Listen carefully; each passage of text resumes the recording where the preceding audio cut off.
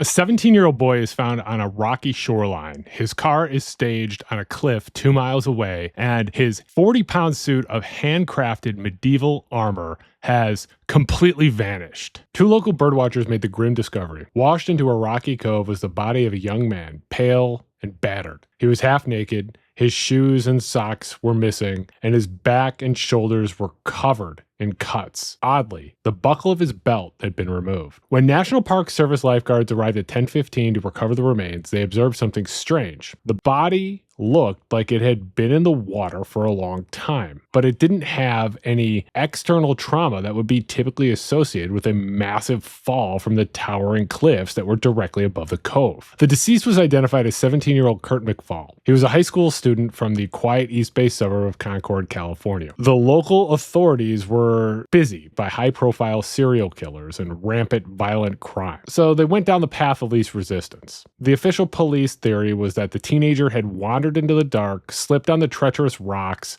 and drowned, or died from his injuries in a tragic accident. However, less than 2 miles away, parked on a golf course overlooking the ocean cliffs, sat Kurt McFall's abandoned car. The scene around the vehicle suggested that the cliffs were not the site of the tragic mishap, but the final stage of an orchestrated, clumsy cover-up. The keys were left casually on the seat. His driver's license was discarded on the floorboard. A $20 bill remained untouched in the glove compartment. And there were beer cans scattered inside and around the vehicle. To a casual observer, to you or me, the scene looked like a reckless teenage party gone wrong. To Kurt's father, Tom McFall, it was a red flag. Kurt McFall was staunchly opposed to alcohol and didn't drink. The toxicology screening revealed no traces of alcohol or drugs in the 17-year-old's system. The beer cans were a prop. The car was a staged scene designed to misdirect law enforcement. There was something else. Kurt was an avid participant in medieval reenactments, and his handcrafted suit of heavy armor was missing. The contradictions, the planted evidence, and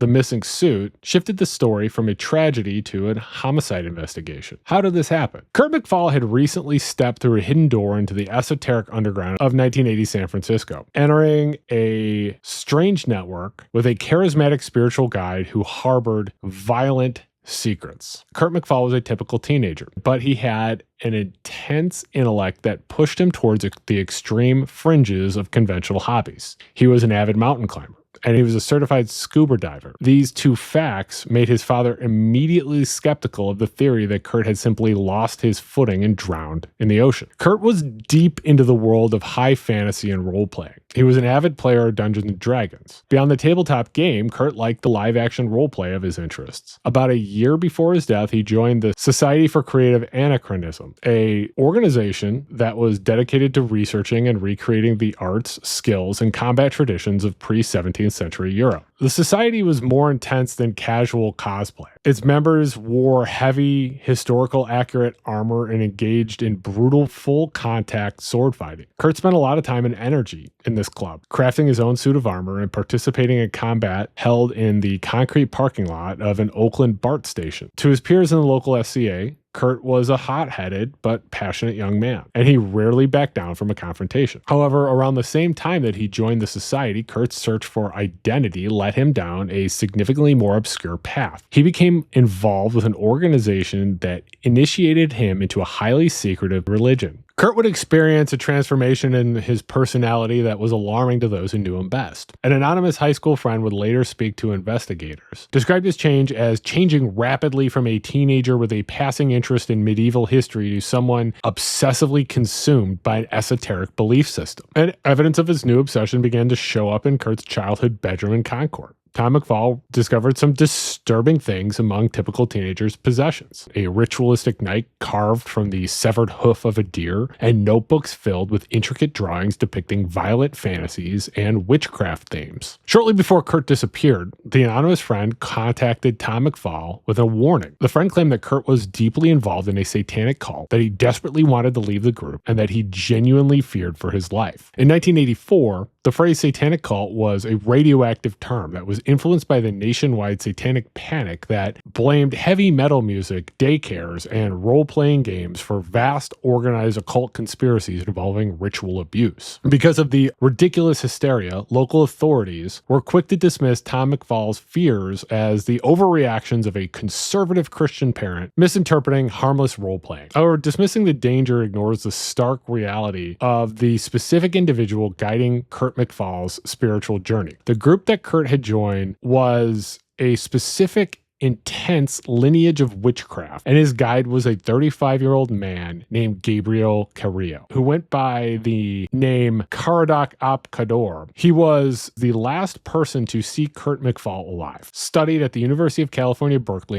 in the late 1960s. He was a musician, a practicing hypnotherapist, and he was an influential foundational member of the Society for Creative Anachronism. His involvement with the SCA provided Carrillo with direct access to young men like Kurt McFall. But Carrillo was also a powerful teacher of the occult. When he would be questioned by the media regarding his relationship with the deceased teenager, Carrillo said, "I met Kurt because he had evinced an interest in magic. Kurt was real bright and real curious about just about everything." Decades later, former acquaintances of Carrillo began to share deeply disturbing stories on forums that completely shattered the image of just some intellectual spiritual teacher. These stories painted Carrillo as a domineering psychological manipulator with a long history of predatory behavior and emotional abuse and violence. Individuals who knew Caradoc in the late 1970s around the University of Oregon in Eugene described a man with a highly aggressive energy who forcefully imposed himself on those around him. One former acquaintance recalled that Carrillo would latch onto younger heterosexual men within his social circles, using his spiritual authority and status to isolate and control them. The acquaintance said that Carrillo openly claimed to be the reincarnation of a Celtic warlock or a Druidic mystic to intimidate others. The situation in Eugene escalated to the point where college students literally had to be rescued from Carrillo after becoming absolutely terrified by him. The witness was so unnerved by Carrillo's presence that they strongly considered having local feminist Wiccans perform a ritual to cleanse the house of its bad energy. This was the man who had taken 17-year-old Kurt McFall under his wing. He gained psychological leverage over the teenager through the intense system that Carrillo taught, the Feri tradition, and his own controversial offshoot known as the Blood Rose lineage. The Feri tradition is an American tradition of neo-pagan witchcraft that is different from most other types of Wicca. It's focused on intense sensual experience and the direct, volatile invocation of raw divine power. The tradition was founded in California in the mid-20th century by Victor Henry Anderson and his wife, Cora Anderson. Gabriel Carrillo was initiated into the Feri tradition in the 1970s by Victor and Cora Anderson, but Carrillo sought to leave his own mark on the craft. He began developing a written body of teachings known as the Blood Rose lineage. Within Blood Rose, Carrillo instituted a rigid hierarchy.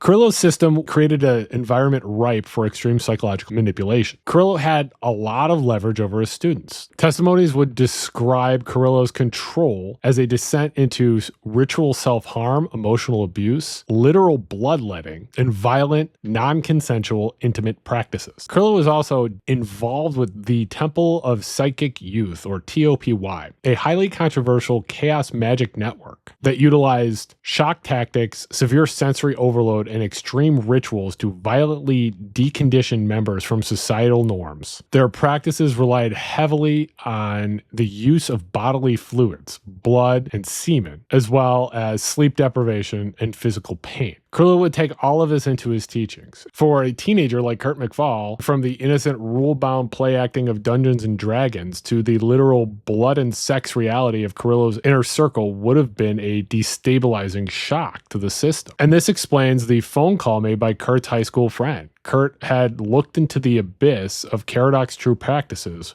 realized the psychological and physical danger he was in, and wanted out before he was swallowed whole. On Saturday, September 8th, 1984, in the afternoon, Kurt would leave his home in Concord, California, driving his car to San Francisco. He would tell his father he was staying with a friend and would return by Sunday evening. That evening, Kurt would arrive at Gabriel Carrillo's apartment near Ocean Beach. Carrillo claims that they ate dinner and went to a movie. Around midnight, Kurt supposedly left the apartment to go swimming at Ocean Beach, which was located a few blocks away. Around 3 a.m., according to Carrillo, Kurt returned to the apartment, knocked on the door, said he was having trouble sleeping, and said he was going back to the beach. Kurt would never be seen alive again. On the evening on Sunday, September 9th, Kurt would fail to return home to Concord. His car would be discovered on a golf course overlooking the ocean cliffs near Land's End. And the morning of September 10th, 2 local bird watchers would spot the half-naked body in a rocky cove below the cliffs, and the National Service lifeguards would officially recover the body and identify it as Kurt McFall. The account of the night has a ton of massive red flags. The idea that a 17-year-old boy staying as a guest in a 35-year-old man's apartment decided to go swimming in the freezing waters of Ocean Beach at midnight is suspect. The waters off Ocean Beach are dangerous, with massive, unpredictable waves and deadly undertows. Even highly experienced local surfers avoid the water at night. For Kurt to allegedly go on a midnight swim, return to the apartment at 3 a.m., complain of insomnia, and head back out into the freezing darkness alone stretches credibility to its breaking point. When later asked by investigators what happened to the teenager, Carrillo claimed that maybe he went swimming and got pulled in the undertow. Maybe he went climbing on the cliffs and slipped and fell. Carrillo denied any involvement in foul play, telling the interviewers that the idea of murdering a guest whose father knew his exact whereabouts was stupid. But the evidence that was left at the coastline tells a different story. The official theory of an accident fall collapses under the weight of basic logic and the forensic anomalies. Kurt McFall was an expert mountain climber and a certified scuba diver. If he decided to take a 3 a.m. swim in the freezing waters of Ocean Beach, he would have dressed for the environment at the apartment. Instead, his body was found at Land's End, over a mile north of Ocean Beach, without a shirt, shoes, socks, or his belt buckle. Now, I know what you're thinking. The churning of the Pacific Ocean could have taken off his clothes,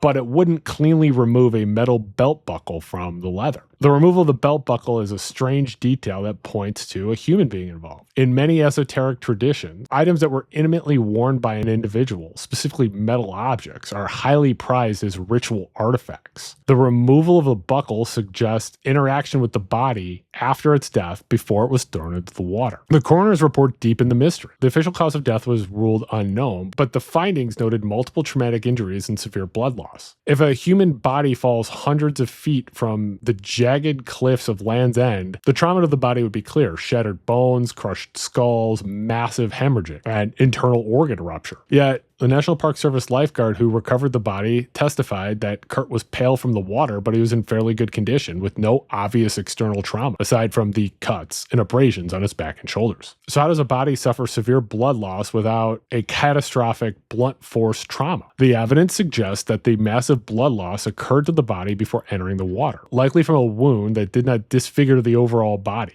maybe a stab wound or massive internal bleeding. The cuts on the back and shoulders were consistent with a dead body being dragged across rough coastal terrain or rocks to the water's edge, not a free fall from the heights above. Then there's the vehicle. The car was found parked on the grass of a golf course near the bluffs directly above the exact cove where the body washed ashore. The layout of the car screams of a desperate staging attempt. The keys were left resting on the seat. The $20 bill left untouched in the glove box rules out a standard robbery. The driver's license found on the floorboard seems to be the frantic action of someone searching the vehicle in the dark, pulling out identification to figure something out or remove it from the victim and throwing it down. The beer cans scattered inside looked like they were to simulate a drunken teenage accident or party, but the staging backfired when the medical examiner's toxicology report confirmed that Kurt had consumed absolutely no alcohol. And then there's the missing armor. Kurt's prized, heavy homemade armor was missing from the trunk. Plate or chainmail armor is incredibly heavy and difficult to transport. Whoever took it had an interest in Kurt's medieval persona or needed a large metal container to hide evidence of a crime. The forensic picture shows a desperate, violent sequence of events. The evidence suggests that Kurt McFall suffered a violent encounter resulting in severe blood loss at an off-site location. The perpetrator knew that Kurt's car and body needed to be disposed of, so he transported the remains to the cliff at Land's End and pushed or dragged the body into the cove to simulate a climbing or swimming accident. Then they drove Kurt's car to the nearby golf course, planting beer cans to sell the narrative of teenage recklessness, searched the interior, stole the armor from the truck, and fled the scene. As the years stretched into decades, the lack of information from the police allowed various theories to flourish online. Of course, there's the satanic sacrifice theory, and this was fueled almost entirely by the satanic panic that gripped the nation in the 1980s. Rumors swirled that Kurt was murdered in a ritualistic sacrifice by Carrillo's Blood Rose cult, and while it's true that Carrillo was involved in extreme dark dark practices, cult sacrifices are largely an urban legend of the era. The murder of a 17-year-old boy brings heat, media attention, and police scrutiny, which is the exact opposite of what a secret occult teacher wants to maintain control over his followers. Ritual murder requires premeditation and a level of coordination that contradicts the messy staging of the car and the beer can. Whispers in the California occult underground linked Carrillo's dark networks to Richard Ramirez, the Night Stalker,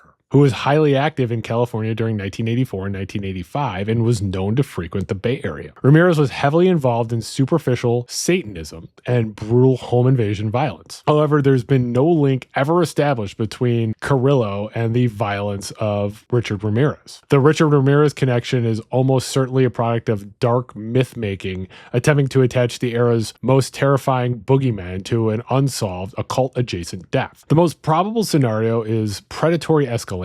Kurt and Carrillo were alone in the apartment late into the night. It's probable that a conflict started, perhaps with an unwanted sexual advance by Carrillo, or maybe even a confrontation by Kurt, who, according to his friend, already recognized the danger and wanted to leave the group. If Carrillo attempted to assert physical or psychological dominance, Kurt would have fought back furiously. Kurt may have uncovered something in the organization and may have indicated to people that he was going to expose this. A violent struggle in the apartment could account for the severe blood loss noted by the coroner. With a dead or dying teenager on his floor, Carrillo would be forced to improvise a cover-up. The removal of the clothes and belt buckle could have been a frantic attempt to eliminate physical evidence connecting the body to the apartment, or maybe some idea of keeping a trophy. The planting of the beer cans was a panic attempt by an older man trying to simulate what he assumed a reckless teenager would do. The bizarre death of Kurt McFall became an international sensation when it was featured on the television program Unsolved Mysteries. Yet, despite the massive national exposure and flood of tips, the San Francisco Police Department declined to reopen the case or change the official classification from unknown to homicide. Tom McFall claimed the coroner privately admitted homicide was the most probable cause of death, but lacked definitive physical evidence to testify to it in a court of law. As time passed, the principal actors faded into the fog in Northern California. Gabriel Carrillo continued to operate within the esoteric community with impunity. He eventually relocated to Sonoma County, running a music store until his retirement in 1996. On January 1st, 2007, Gabe Carrillo died at the age of 58 from AIDS-related complications. He took whatever he knew about the early freezing hours of September 10th, 1984 into the grave with him, effectively sealing the case forever. And please stay spooky.